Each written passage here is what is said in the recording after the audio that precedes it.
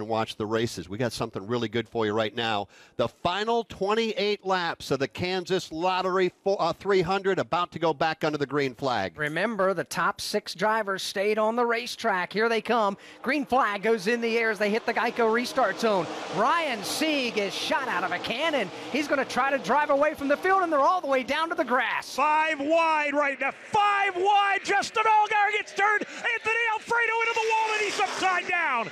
Alfredo up on his driver's door, sliding. It flips over onto the roof as everybody takes evasive action. Riley Herbst, his car is demolished. Anthony Alfredo's car rolls to a stop, upside down on the front straightaway. The Justin Allgaier machine also with heavy damage. A major crash in turns 1 and 2 on the restart. Puts us under the caution flag for the 9th time. It comes out on lap 172. A violent crash going into turn number 1 on the restart. All of our attention right now on the car upside down, Anthony Alfredo. And there are safety workers already there attending to that car.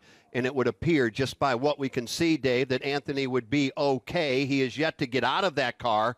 But recap it if you can. 5 wides, just not going to work. Yeah, well, we saw it earlier today on a 4-wide restart that didn't work. 5 wide works even worse. Let's cover the important story first. Based on the level of urgency among the safety workers, it appears that Anthony Alfredo is fine.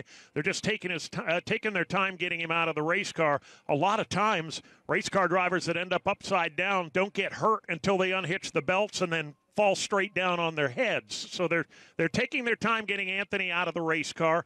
The Riley Herbst machine has ended up here at my feet. That car is shortened up by about 3 feet.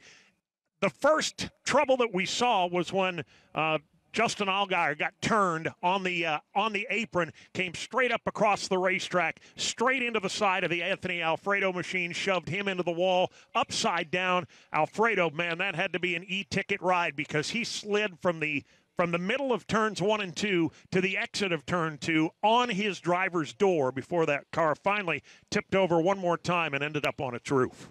Well, tough break there. They were 5 wide at the jump of the green flag.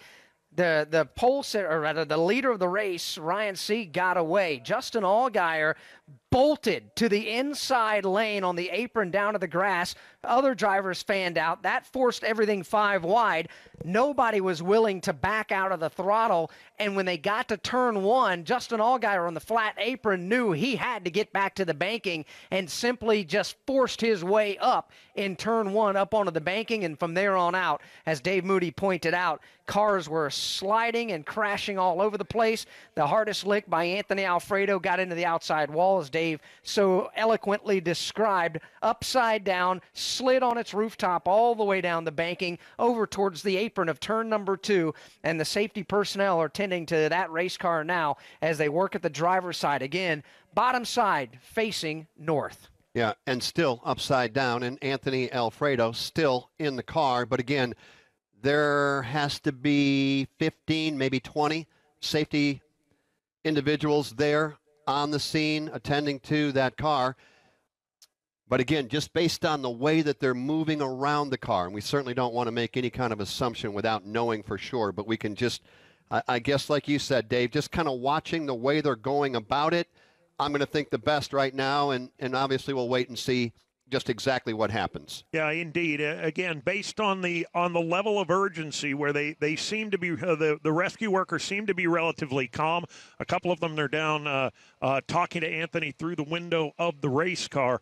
And, you know, all of the safety measures that are built into these race cars make them a little bit difficult to get out of when you're upside down. Those full containment seats and the roll bars within the cockpit all become obstacles when you're trying to get out in a situation like this. So they're taking their time, tending to Anthony Alfredo. We'll let you know when he is out of that race car. We are getting word that Anthony Alfredo is communicating via radio to his team back in the pit box. But right now, the AMR safety team, highly trained here, what they're doing is they're putting, they've got a tow truck backed up perpendicular to that upside down race car.